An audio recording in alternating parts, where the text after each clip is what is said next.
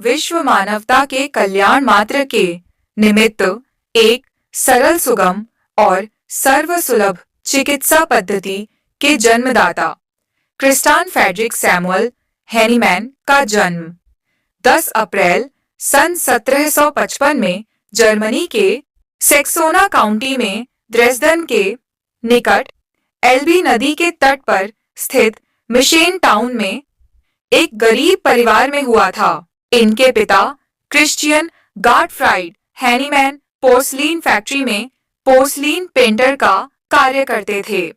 इनकी माता जोहेना क्रिस्टीना एक पढ़ी लिखी समझदार सामान्य गृहिणी थी। सन 1767 में उनकी शिक्षा दीक्षा प्रिंसेस स्कूल लिपजिंग में शुरू हुई, जहां उन्होंने अन्य विषयों के साथ साथ ग्रीक, जर्मन, अंग्रेजी तथा अन्य प्राचीन भाषाओं पर अच्छी महारत हासिल की। सन 1775 में 20 वर्ष की उम्र में हैनीमैन चिकित्सा क्षेत्र में उच्च शिक्षा के लिए लिपजिंग से वियना चले गए। उन्होंने ब्रदर्स ऑफ मर्सी हॉस्पिटल में प्रवेश लिया और प्रसिद्ध चिकित्सक डॉक्टर वॉन क्यूरिन के प्रिय शिष्य बन गए। सन 1779 में हैनीमैन ने अर्लेगन यूनिवर्सिटी से एमडी की उपाधि प्राप्त की। उन्होंने 10 अगस्त 1779 को 20 पन्नों का शोध पत्र प्रस्तुत किया, जिसका शीर्षक था a consideration of the aetiology and therapeutic of spasmodic affection. Hahnemann ने मैन्सफील्ड के हेडस्टेड शहर में चिकित्सा अभ्यास शुरू किया, परंतु हेडस्टेड शहर में चिकित्सा अभ्यास का कोई भविष्य नहीं था। अतः 9 महीने बाद सन 1783 में वे देसाऊ चले गए। सन 1783 में 28 वर्ष की अवस्था में हैनीमैन का विवाह 19 वर्षीय जोहाना हेनरीटा लियोपोल्डिन कुचलर, जो कि प्रसिद्ध दवा व्यवसायी गॉटफ्राइड हेनरी कुचलर व मार्था सोफिया की पुत्री थी, से जोहान्स चर्च में हुआ था। सन 1783 में हैनीमैन गोमरन में डिस्ट्रिक्ट फिजिशियन के रूप में नियुक्त हुए। चिकित्सा क्षेत्र में क्रूड पदार्थों के प्रयोग तथा उससे उत्पन्न विषमताओं व दुष्प्रभाव से वे काफी दुखी हुए। अतः उन्होंने जीविकोपार्जन के लिए पुस्तकों का अनुवाद कार्य करना आरंभ कर दिया। सन 1684 से सन 1689 तक द्रेसडन प्रवास के दौरान हैनीमैन कई पुस्तकों का लेखन तथा अनुवाद कार्य करते रहे। सन 1889 में exact mode of preparing soluble mercury topic पर लेख लिखा। उस समय के रसायनविद सिफिलिस के उपचार के लिए लेस कोरोसिव मर्करी का प्रयोग करते थे। हैनीमैन ने कोरोसिव फ्री गुणवत्ता वाले सॉल्युबल मर्करी का आविष्कार किया, जिसके बारे में उन्होंने सन 1889 में प्रकाशित अपनी पुस्तक instruction concerning venereal disease together with a new mercurial preparation में लिखा कि कैसे मर्करी की अतिसूक्ष्म मात्रा सिफिलिस और मर्क्यूरियल फीवर के उपचार में प्रभावी है। डॉ. हैनीमैन के समय में एलोपैथिक मेटेरिया मेडिका के विद्वान लेखक, अनुभवी केमिस्ट तथा एडिनबर्ग मेडिकल स्कूल के प्रसिद्ध चिकित्सक व शिक्षक थे।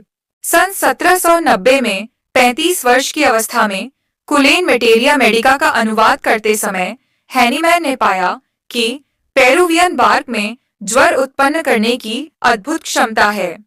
कई प्रयोगों के उपरांत उन्होंने लॉ ऑफ सिमिलिया के सिद्धांत का प्रतिपादन किया। Every substance has disease producing power which is nothing but the disease curing power. सन 1792 में हैनीमैन गोथा की रियासत जियोरेथल आए, जहां उन्हें क्लोकेनब्रिंग, जो कि गोथा चांसलर के निजी सचिव थे, का उपचार करना था। समाचार पत्र में हैनीमैन के एक लेख एक मॉडल असाइलम के लिए उपचार के लिए असेन द्वारा सौम्य तरीके से प्रभावित होकर श्रीमती क्लोकेनब्रिंग ने अपने पति के उपचार के लिए हैनीमैन से संपर्क किया। सन 1796 में हाफलैंड जर्नल में प्रकाशित essay new principle for ascertaining the curative power of drug लेक में हैनीमैन ने तर्क दिया कि दवा की उपचारात्मक प्रक्रिया का पता तब चलता है जब यह मनुष्य पर परीक्षित की जाती है। उनके सिद्धांत के अनुसार प्रत्येक प्रभावकारी औषधि मनुष्य के शरीर में एक विशिष्ट बीमारी के लक्षण उत्पन्न करती है।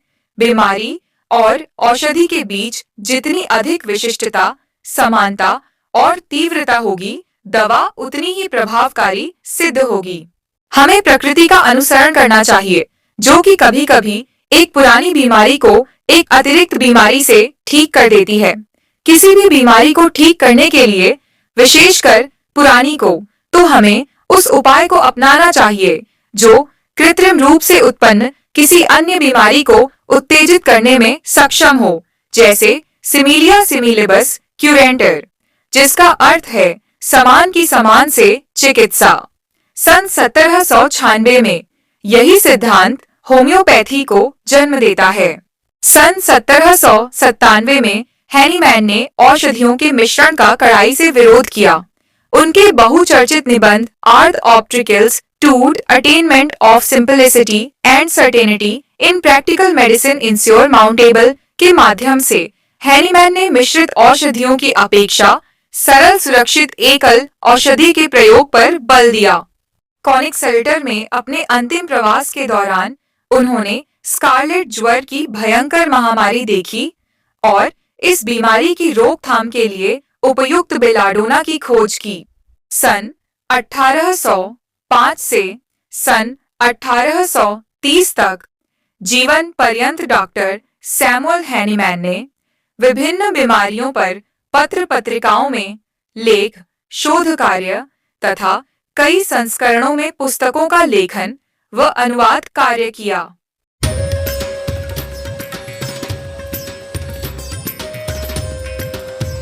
सन 1812 में हैनीमैन का चिकित्सा क्षेत्र में उच्च उपलब्धियों के फलस्वरूप नाम व प्रसिद्धि के साथ लिप्जिग में पुनः आगमन हुआ।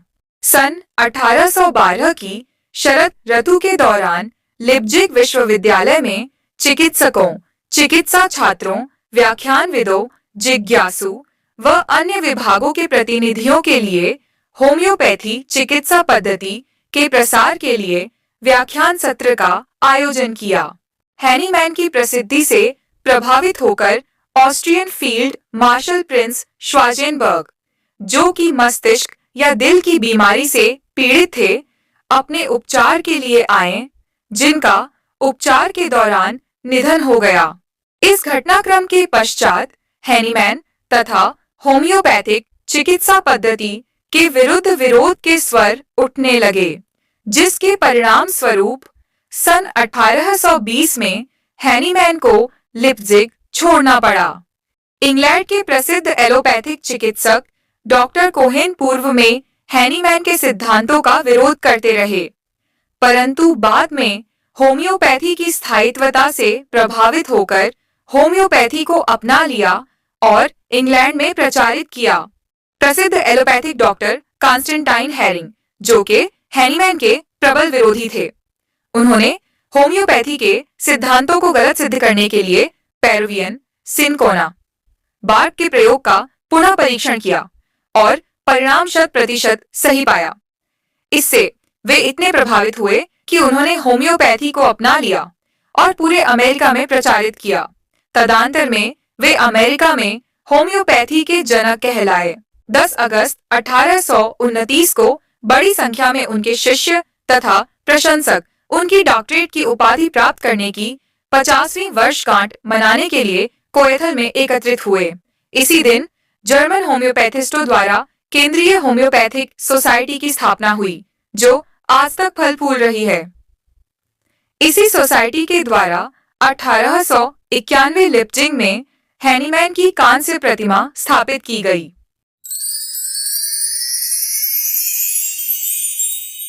Line of similia. Homoeopathy similia, similibus, curentur के सिद्धांत पर कार्य करता है, जिसका अर्थ है समान की, समान से चिकित्सा, जिसका प्रमाण प्राचीन हिंदू पांडुलिपियों में भी मिलते हैं। फादर ऑफ एलोपैथी हिप्पोक्रेट ने अपने शिक्षण में कई बार सिमिलिया की अवधारणा का उल्लेख किया था। बोडेक ने लिखा कि रूबर्ब का पॉजिटिव कैरेक्टर ही दस्त को ठीक करने का कारण है। डेथार्डिग ने कहा कि समान प्रभाव पैदा करने के कारण सिना पेट दर्द ठीक करता है। स्टाहल ने लिखा, चिकित्सा में विपरीत तरीकों से इलाज करने का स्वीकृत नियम पूर्णतया गलत है। इलाज उन दवाओं के माध्यम से किया जाए जो समान प्रभाव पैदा करने में सक्षम हो। रिचर्ड हेडल के अनुसार मुख्य उपचार वही होना चाहिए जो कृत्रिम रूप से किसी अन्य बीमारी का अनुकरण करने में सक्षम हो। परंतु हैनीमैन ने सर्वप्रथम इसे बीमारियों के इलाज की एक विधि के रूप में लागू किया। लाइन ऑफ सिंप्लेक्स सर्वप्रथम डॉक्टर सैमुअल हैनीमैन ने रोगियों के उपचार में एक समय में एक औषधि के सिद्धांत का समर्थन किया था। Organon in on medicine of homoeopathic philosophy के 272वें अध्याय में हैनीमैन ने कहा कि किसी भी बीमारी में एक समय में एक सरल और एकमात्र औषधि का ही प्रयोग किया जाना चाहिए। लाइन ऑफ मिनिमम इस सिद्धांत के अनुसार औषधि की सूक्ष्मतम मात्रा भी वाइटल फोर्स में न्यूनतम उत्तेजना व उसमें आवश्यक परिवर्तन लाने के लिए पर्याप्त है। मिनिमम डोज के सिद्धांत को अंडर्ट शुल्टजे के द्वारा सत्यापित किया जा सकता है, जिसके अनुसार सूक्ष्म मात्रा उत्तेजित करती है, लघु मात्रा लकवाग्रस्त करती है और दीर्घ मात्रा मार देती है। लाइन ऑफ लिस्ट एक्शन सिद्धांत के प्रतिपादक फ्रांसीसी गणितज्ञ म्योपर्टिस के अनुसार किसी पदार्थ की प्रकृति में सूक्ष्म निश्चित परिवर्तन के लिए मात्रात्मक प्रक्रिया आवश्यक है, जो कि हमेशा न्यूनतम तथा अतिसूक्ष्म होना चाहिए।